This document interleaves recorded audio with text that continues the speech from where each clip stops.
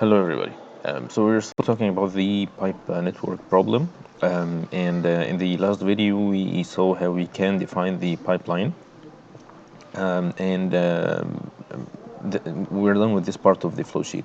The next step is to add a pump to the flow sheet so that you can increase the pressure of the liquid to whatever desired pressure that you want, and then it's going to be split into these different pipelines.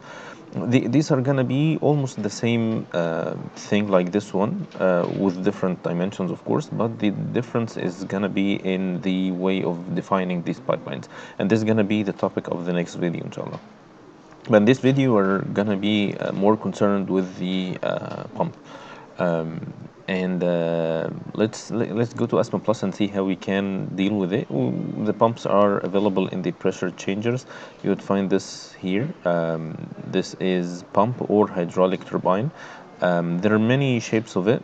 You can either put it as a block or as one of these two. The difference is the product or the output of the pump is going to be either tangential going up or tangential going to the side. Usually it goes to the side, so this is the shape that we are going to use. Again, it's not going to make any difference with respect to the calculations, but just the shape is important for some reasons to, or for in some cases. And we are going to connect the product or the stream coming out of the pipeline to the feed to the pump, and we will connect the output stream from the pump as well. This is gonna be called the pump. This is stream number 2. Oops, I'm sorry. And this is stream number 3. And now let's see what we need to define so that we can fully specify the inputs to the pump. You would either choose a pump or a turbine, and this is what we noticed here, that it says pipe or pump or hydraulic turbine. The pump and the turbine both deal with liquids or liquid phase. And both are, or they both do the opposite task. The pump takes energy, electricity, and adds pressure to the liquid. So the stream going into the pump gets more energy and comes out of the pump with higher pressure. But the turbine does the other, the opposite. It takes the liquid stream with high pressure, and the pressure of the liquids turns the blades of the turbine and generates electricity, and the liquids comes out of the turbine with lower pressure. And that's why in both cases you'd see that these options will change. So for the pump, you can choose the discharge pressure, the pressure increase. Um, so the discharge pressure, you tell what is the output pressure. So regardless the input pressure, this is going to be the output pressure. The pressure increase is how much pressure you add to the liquid. So this is the input pressure plus the pressure added by the pump. The pressure ratio is the ratio of the pressure coming out of the pump to the pressure going into the pump. You can use the power, and by using the power, you tell the Aspen Plus how much energy or electricity you give to the pump, and with some calculations, it can calculate the output pressure. And you'd see that for all of them, you just need to give the input, and this is going to be sufficient. But here there is one other input that we will discuss, which is the performance curve. I'll just before we go into this, I want to see what is the difference between the pump and the turbine with respect to the choices. So here, this is discharge pressure. It's the same in both cases. This is the pressure decrease, so you tell how much pressure decrease in this case. So it's the input pressure minus the pressure that's coming out of the pump. This is the difference in pressure before and after. The pressure ratio is the same, but of course, then the pressure ratio here is going to be I mean, less than 1. So it's the output pressure divided by the input pressure. So the output is less, so it's going to be less than 1. And the power produced before it was the power required, and here it's produced, and the same is performance curve. You can have an option to add efficiencies, and this is the efficiency either for the pump or for the turbine. This is the mechanical efficiency. You see that it tells that's the efficiency, which is the fluid horsepower divided by the brake horsepower. And this is kind of a very known thing about the pumps in fluid mechanics. And this is the driver in case you have a driver for the pump.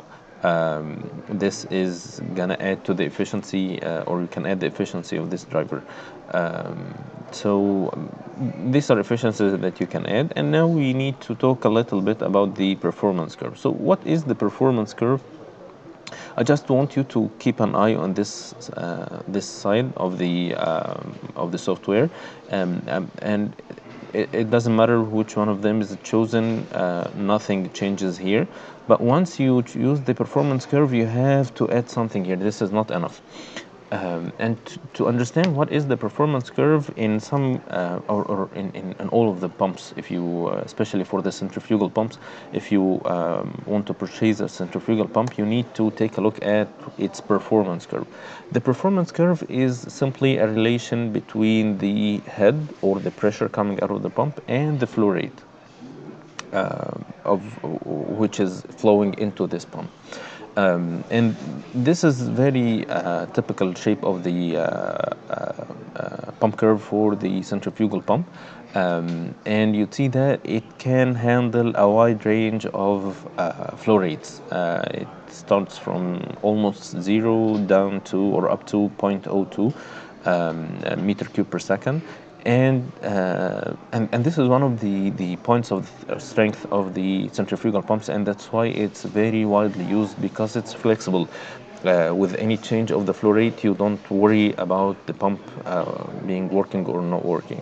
But in other pumps, like the positive displacement pump, it has a very narrow range of operation. It might be like this narrow, from 0.0075 to 0.01, for instance. And in this case, if you have a big change in the flow rate by increase or by decreasing, the pump will not work, or you'd face a lot of problems. So this is how or why the centrifugal pump is very, very flexible and very handy to use. It's very convenient. It's a relation between the head, or the output pressure, and the flow rate flowing into the pump. And from this relation, you can tell how much pressure you add to the fluid. And this can be either tabulated data, or it can be in the form of an equation. So it has many forms, but one of the forms that we're going to use today is the a polynomial form. So you have a constant, and then a constant multiplied by the flow rate, and then a constant multiplied by the flow rate power 2. So you have the curve available in the form of a polynomial equation. And now let's see. So when you put the performance curve here, you need to define the performance curve, and that's why this part of the pump inputs is not done yet. So here in the performance curve, you have many or three options. You can put it as tabulated data, and by choosing this tabulated data, you put instead of having this equation, you put values. You put head, and for each head you put the flow rate, and for each head you put the flow rate.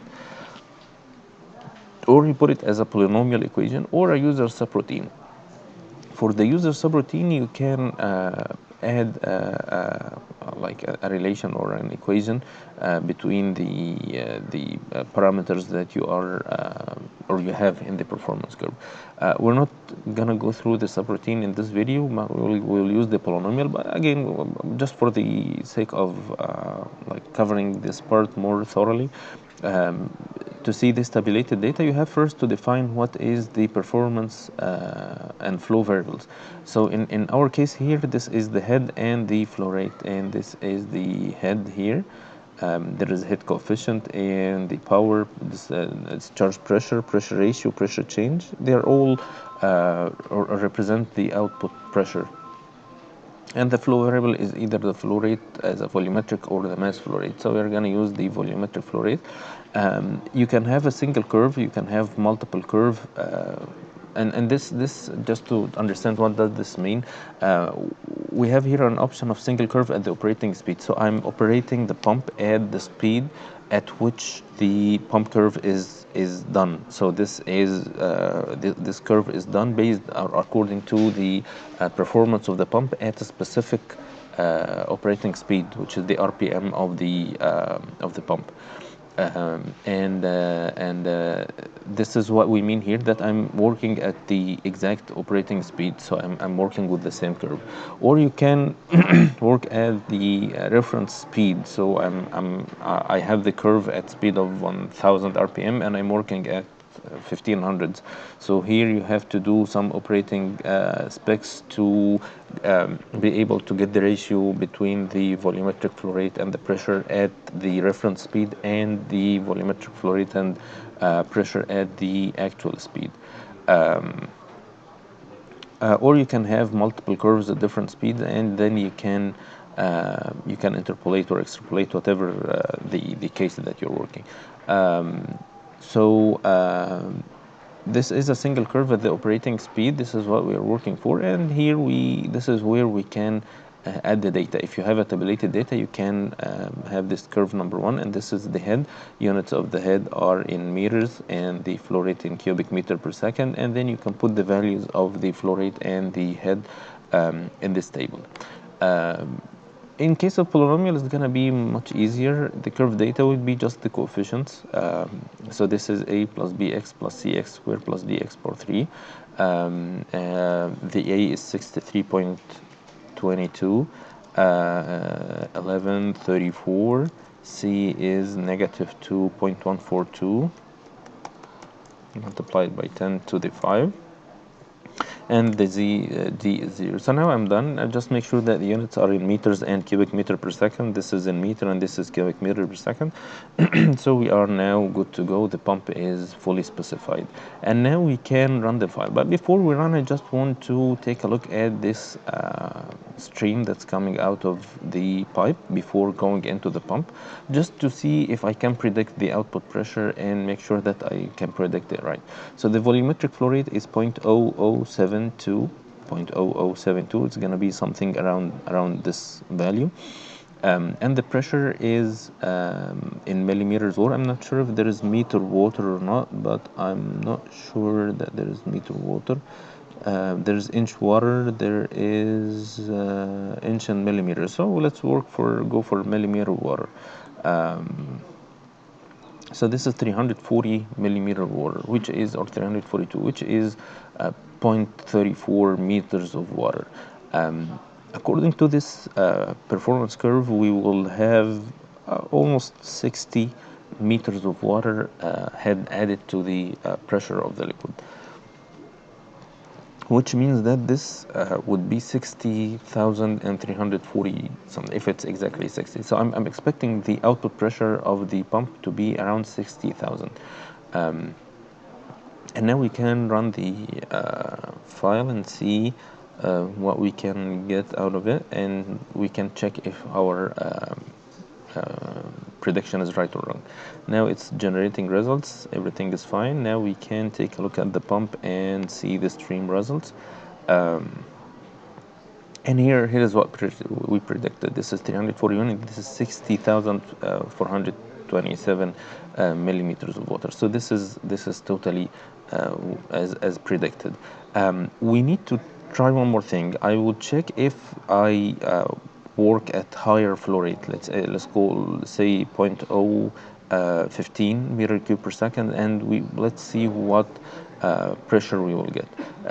This is gonna be just for the sake of trial. I'm gonna change it, and then I'm gonna go back after I'm done. This is 0.015. I'm gonna run the file.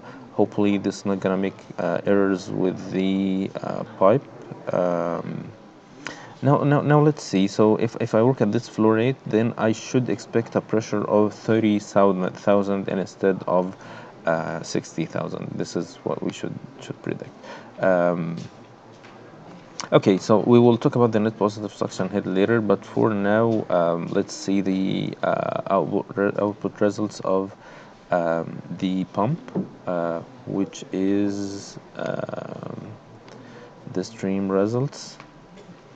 And you'd see here the pressure, it's 31,000, which is kind of what we predicted. So this is in a very good agreement with the performance curve.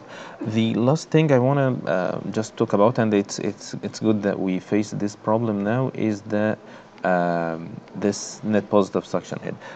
The net positive suction head is the pressure that's required to be available at the inlet of the pump. It has to be higher than the vapor pressure, and as you reduce this pressure, there is a possibility of having some evaporation taking place at the pump input, and this will lead to formation of some bubbles, and this will have negative impact on the blades. It can do some pitting on the plates and blades of the pump, and it can break the pump. And that's why this is the net positive suction head, which is the difference between the pressure at the inlet of the pump and the vapor pressure of the liquid at this operating temperature. And this has to be higher than zero. So it tells here that it is less than zero, which means that the inlet to the pump will include some gas bubbles, which is not good at all for the pump. So this is all for the pump for now. So we will continue the flow sheet in the next video, inshallah. I'll say then goodbye.